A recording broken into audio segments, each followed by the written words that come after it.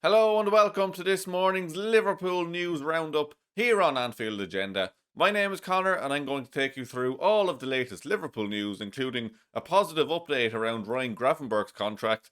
We've got a little bit on Ibrahima Konate's contract. We have some links with Serhou Guirassy of Dortmund, Nico Schlotterbeck also of Dortmund, and a little bit around Florian Wirtz. So please do hit the like button, hit the subscribe button if you're new, and let's jump straight into the news. Let's start with the good news then. So Ryan Gravenberch does seem to be getting closer to signing a new deal at Liverpool, which will be just fantastic news. He has been an incredible player for Liverpool since he came in from Bayern Munich, surpassing everyone's expectations when he came in, and if we could get him tied down to a new deal, that would be absolutely fantastic. So we do have a report here from Nico Schlotterbeck who says Ryan Gravenberch is getting closer and closer to extending his contract with Liverpool. It will be a new long-term deal until 2030 or 2031.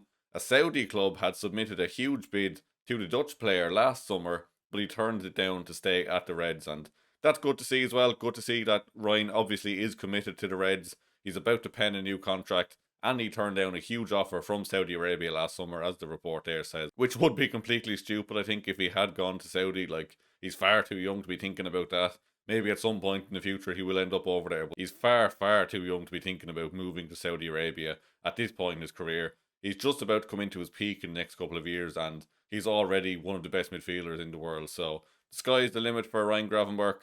Definitely not going off to Saudi, and it does look like he will be signing a new deal at Liverpool until 2030 or 2031, which will be absolutely fantastic. That will be one part of our midfield absolutely nailed down then. Dominic Szoboszlai then will be next, and Alexis McAllister does seem to be in talks as well, although there are always links with Alexis McAllister with the likes of Real Madrid. So look, I think we will get Ryan Gravenberch sold up quickly. I think Dominic Szoboszlai will then be next, and then 50-50 on McAllister. He does seem happy here, but look, you never know. You can never take for granted. Let's just hope that we can get all three signed down and just keep them at the club, because that is a hell of a midfield to tie down for the next 4, 5, 6 years. So happy days on that one for Ryan. Like I said, good updates on Dominic Szoboszlai as well, and there has been chatter of opening talks with Alexis McAllister as well. So good times for the club in terms of contracts in that department. Bit of a mad stat then around Ryan Gravenberch while we're on the subject. So Ryan Gravenberch has been the best finisher in the league this season, with 3 goals from 0.36 xg, which, look, a lot of his goals have been outside of the box. They've been tricky chances. He scored a few belters this season already. So it is a funny one there. Ryan Gravenberch, the most prolific finisher in the league, 0.36 xg and 3 goals. Not a bad return for the midfielder, and yeah, good to see him getting on the score sheet more this season. Sticking on contract news then, I wanted to quickly touch on Ibrahima Konate. So there was the report yesterday from Sasha Tavalieri, who said that Liverpool have made what is being described as a very generous contract offer to Ibrahima Konate, and it will be their final proposal of the season. His current deal runs out in the summer. So look, it does seem like we're getting to the now or never point with Ibrahima Konate.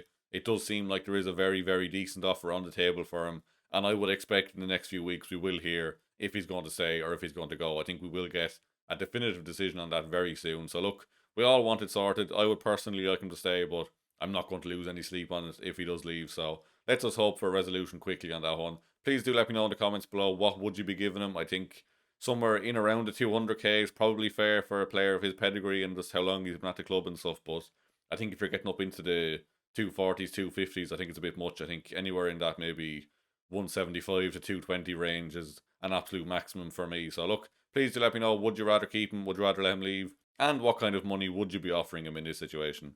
A little bit on Florian Wirtz then, who of course did register himself 2 assists for Germany last night against Slovakia, and if you haven't seen them, go have a look, because they were absolute peaches of passes, and just, it goes to show us how good this man is.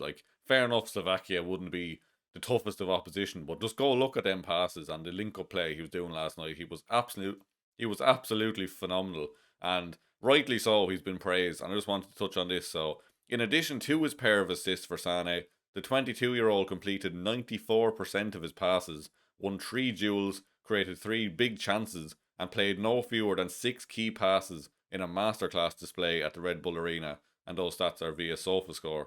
That came with the Liverpool star operating on the left wing, where Arne Slot has deployed him in recent matches to accommodate the excellent Dominic Szoboszlai in the number 10 role, and it's likely that the Reds boss will stick with that setup for now. So look, he did have a masterclass last night against Slovakia, as I said, playing from the left wing, so it will be very interesting to see will Arne Slot kind of persist with that? Will he keep him on the left?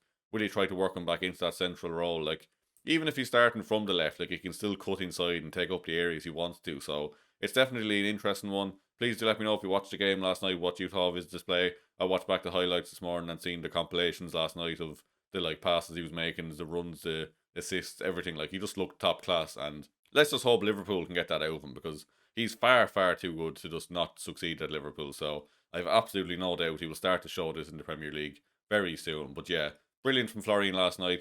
Excellent display for Germany, so let's hope that continues on the pitch for Liverpool moving forward. Bit of a strange one then. So Liverpool have been linked with Serhou Guirassy of Dortmund, and this report says Guirassy is under contract until 2028 but is believed to have a release clause for certain clubs in his deal. A report in Team Talk now claims that Manchester United will be among the teams offered the chance to sign French-born striker, but that Liverpool may also have the chance to do a deal. Liverpool, Arsenal, Manchester City and Chelsea are other English clubs that would have the opportunity to sign Guirassy, but it is Man United who could be more likely to be targeted by intermediaries trying to push a move. And that again from Team Talk. So look, fair enough, maybe we are mentioning that, like, if he wanted to stipulate in his contract he wants a release clause to go to X, Y or Z, fair enough, he might have opted for Liverpool to be one of those clubs.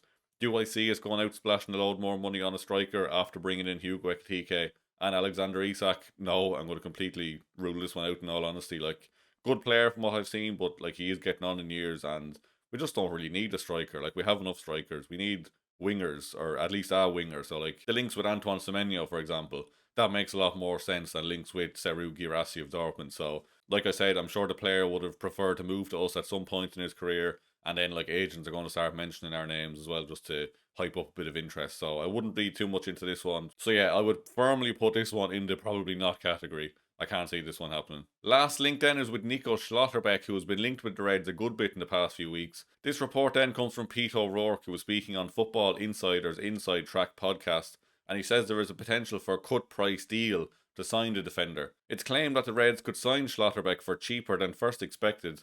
O'Rourke said Liverpool will definitely be in that race to try and sign him and bring him to England if they can.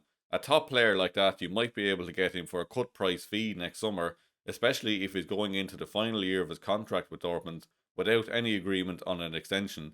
They might be able to get him for a lot lower fee than you would normally expect for a current Germany international as well. So look, Nico Schlotterbeck is a player we've talked about a decent bit. He does look very good from what I've seen of him. He seems very comfortable on the ball and could potentially be the long-term Van Dijk successor. Like, he would play on that left side of the two centre-backs. So look, like O'Rourke said here, like, if he does go into the final year of his contract, and from other reports it does seem like he's not interested in extending that contract, so if he gets into the final 12 months of that contract next summer, there could be a deal to be done. There could be a deal to be done for slightly cheaper. But on top of that, we could see us going a bit earlier in January. Like, if they know they're looking at selling them next summer for cheap, we might be able to offer them slightly more. Get ahead of the pack who are looking to sign Nico Schlotterbeck and maybe get him in January, and then look to get Mark Gahey for free in the summer. Or else, of course, we move early for Mark Gahey and then maybe move for Nico Schlotterbeck at a cut price next summer as well. Like, I think ultimately we do need a couple of centre-backs still, especially if Konate leaves. Even if he doesn't leave, we still need one or two more. But Nico Schlotterbeck and Mark Gahey definitely seem to be the two who are being linked the most. So keep an eye on those two. Nico Schlotterbeck could be available at a cut price fee next summer, as Peter O'Rourke said, so definitely want to keep an eye on. That's all from me this morning anyway. If you have enjoyed the video, please do hit the like button, hit the subscribe button if you're new. Craig will be back in the afternoon, and then we're recording the podcast this evening as well, so that will be out at 10:45. So do keep an eye out for that one. Craig, of course, will be live at 8:45 as well, so hit the like button before you head out, hit the subscribe button. Thank you very much for watching, and I'll see you very soon.